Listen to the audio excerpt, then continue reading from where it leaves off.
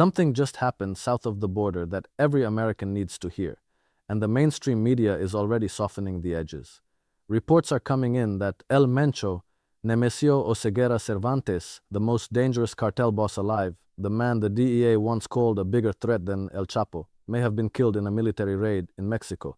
Now, before you pop the champagne, let's slow down, because if this is real, it doesn't mean the war on cartels is over. It means a power vacuum just opened up, and power vacuums in Mexico don't produce peace, they produce bloodbaths. The Jalisco New Generation Cartel, CJNG, didn't become the most militarized criminal organization in the Western Hemisphere because of one man.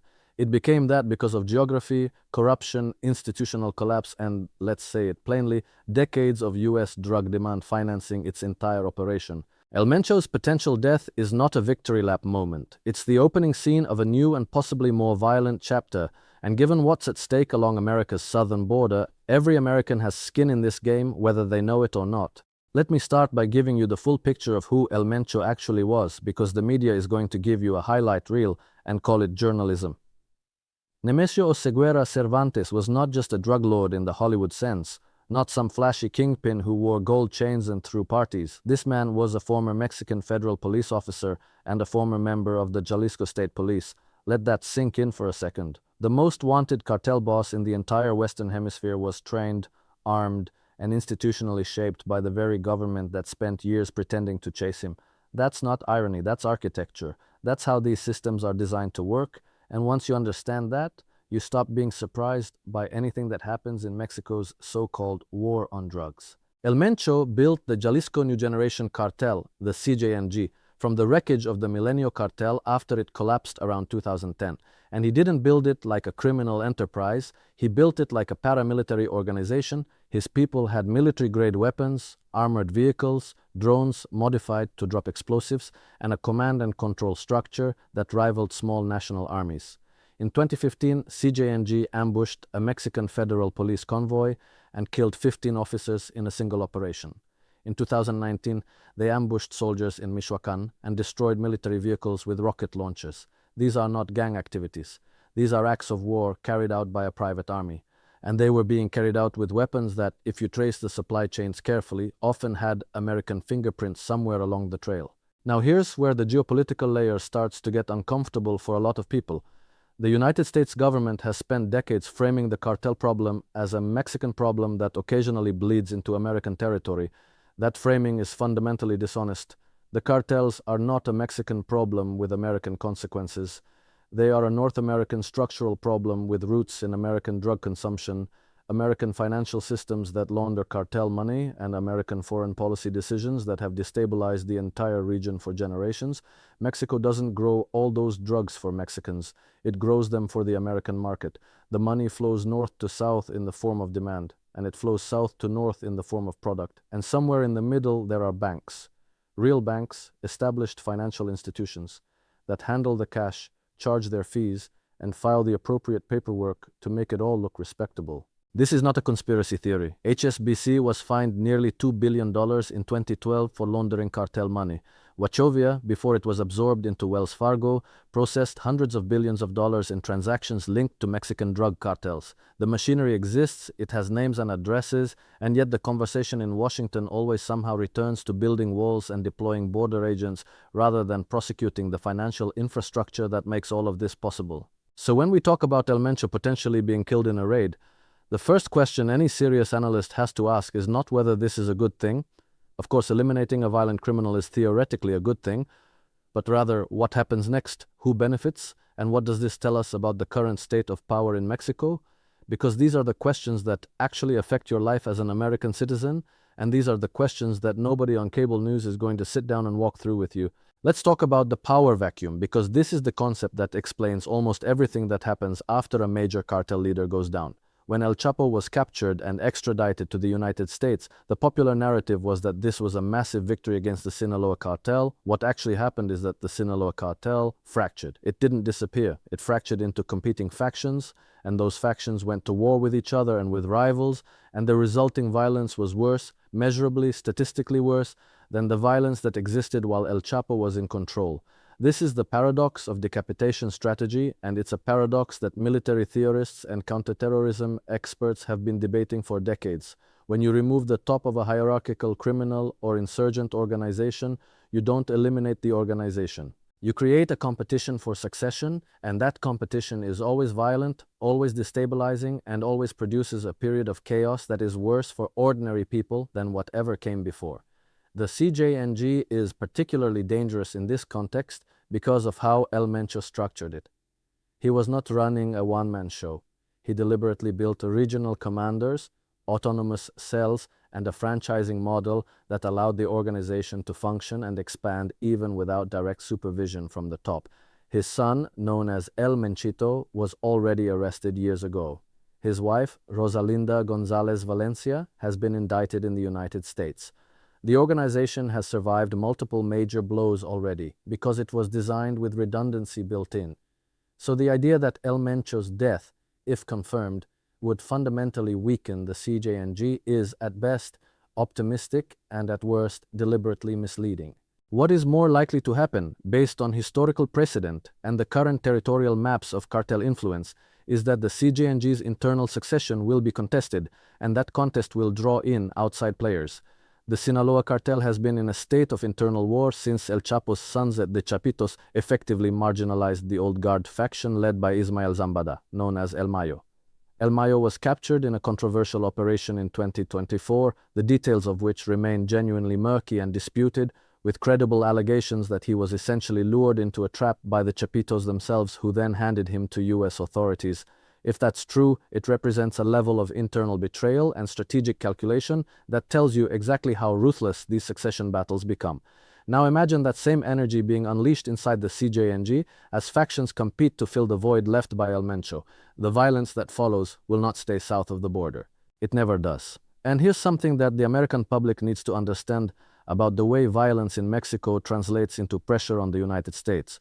When cartel violence intensifies in Mexico, displacement happens, people flee, communities that were already struggling under the weight of cartel intimidation and economic collapse become untenable, and those people move north because there is nowhere else to go. So ironically, every time the United States celebrates a major cartel takedown without addressing the underlying structural conditions, it contributes to the very migration pressures that American politicians then use to generate fear and win elections. The cycle is almost too cynical to contemplate, but there it is. Now let's talk about Mexico's political context, because you cannot understand what's happening with the cartels without understanding what's been happening in Mexican politics over the last several years. Under former President Andrés Manuel López Obrador, who was known as AMLO, Mexico adopted a strategy that critics called hugs not bullets, essentially a de-escalation approach that sought to reduce cartel violence by not directly confronting cartel military power. AMLO argued, not without logic, that the previous strategy of aggressive military confrontation had failed to reduce violence and had in many cases made it worse. His approach was controversial and its results were mixed, but the underlying observation was not wrong. The militarized approach to cartel suppression in Mexico, which began in earnest under President Felipe Calderón starting in 2006 with explicit U.S. support and funding through the Mérida Initiative, produced a decade and a half of escalating violence that killed hundreds of thousands of people and displaced millions more. The cartels did not weaken under this strategy. They adapted, professionalized, and expanded. The current Mexican president, Claudia Sheinbaum, who took office in late 2024, has had to navigate an incredibly complex set of pressures.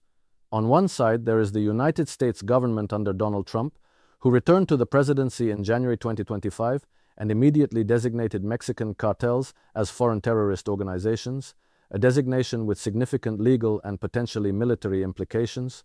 On the other side, there is the reality on the ground in Mexico, where the state's ability to project power in cartel-dominated regions is genuinely limited, and where any aggressive military action risks the kind of retaliatory cartel violence that targets civilians, officials, journalists, and judges. The terrorist designation by the United States opened the door, legally speaking, for unilateral American military action on Mexican soil, and that is a development with profound implications for Mexican sovereignty and for the bilateral relationship between the two countries. Trump has made no secret of his willingness to consider military options in Mexico. His administration has floated the idea of drone strikes, special operations missions, and other forms of direct action against cartel leadership and infrastructure. The Mexican government has pushed back firmly on these proposals, citing sovereignty and the complex history of American military interventions in Latin America. A history that, it should be noted, has a remarkably consistent track record of making things worse rather than better. If El Mencho was indeed killed in a raid, one of the first questions the Mexican government will need to answer is who conducted that raid, how it was planned, and whether American intelligence or operational support was involved. Because if it was, and if that becomes public, the political consequences inside Mexico could be significant, regardless of whether the outcome was a good one. There's another dimension to all of this that almost never gets discussed in mainstream American media, and that's the question of what the cartels actually represent in terms of economic and social function in the regions they control. This is a deeply uncomfortable conversation, but it's a necessary one. In large parts of rural Mexico, in Michoacán, in Jalisco, in Guerrero, in Sinaloa, the cartels are not simply criminal predators imposed on a resistant population. They are, in many communities, the primary economic infrastructure. They provide employment, they fund local festivals, they build infrastructure that the state never built. They enforce a kind of order, a brutal, violent, terrifying order, but an order nonetheless, in places where the Mexican state has been functionally absent for generations. This does not make them good. It does not justify a single act of violence they have committed, but it does explain why simply killing the leadership doesn't solve the problem, and why any honest solution to the cartel crisis has to include massive investment in economic development, institutional reform, and the reconstruction of state legitimacy in abandoned regions. None of that is happening. None of that is even being seriously discussed in Washington, where the conversation begins and ends with enforcement. Let me also say something about the fentanyl dimension, because fentanyl has become the Central American argument for escalating pressure on Mexico, and it deserves a careful examination. The CJNG has been a major player in fentanyl trafficking into the United States. The drug has devastated American communities, particularly working-class communities that were already struggling with economic dislocation and despair. The death toll from fentanyl in the United States runs into the tens of thousands every year, and the political pressure to do something, anything, is real and understandable. But the supply-side narrative, which says that if you stop the supply, you stop the crisis, has been tested for 50 years in the war on drugs, and it has never worked, not once, not with heroin, not with cocaine, not with methamphetamine, and not with fentanyl. The reason is straightforward. Demand creates supply. As long as there are hundreds of thousands of Americans in sufficient economic and psychological despair to risk their lives taking fentanyl, someone will supply it. You can kill El Mencho, you can destroy the CJNG, and within months, another organization, possibly more decentralized, possibly more dangerous, will fill the vacuum because the demand and the profit margins it creates remain unchanged. This is the conversation that America is not having. Instead, the political machinery on both sides of the aisle uses the cartel crisis to generate emotional energy, fear, anger, outrage, that can be converted into votes and policy mandates, and the people who suffer for it are the ordinary Americans dying of overdoses, the ordinary Mexicans caught in the crossfire, and the migrants fleeing violence who find themselves trapped between the brutality of the cartels and the brutality of border enforcement. So where does all of this leave us today, with the reports that El Mencho may be dead? It leaves us in a moment that demands honesty rather than celebration. If he is indeed gone, it is the end of one era and the beginning of another, and the beginning will almost certainly be violent, chaotic, and destabilizing in ways that will send ripple effects north across the border and into American communities that are already under stress. The structure that produced El Mencho, the inequality, the institutional corruption, the American drug demand, the failed policies, the captured financial systems, that structure is entirely intact, and structures produce what they're designed to produce, whether the individuals at the top change or not. Or what Americans deserve and what they are consistently denied is a leadership class willing to look at this problem honestly, willing to say that we have been doing the same thing for 50 years and getting the same results, and that continuing to do it while expecting different outcomes is the definition of something we should be very concerned about. The cartels are not a force of nature, they are the product of specific policy decisions, specific economic conditions, and specific moral failures that occurred on both sides of the border. That means they can be addressed, but only if the people responsible for addressing them are willing to start telling the truth about what they actually are.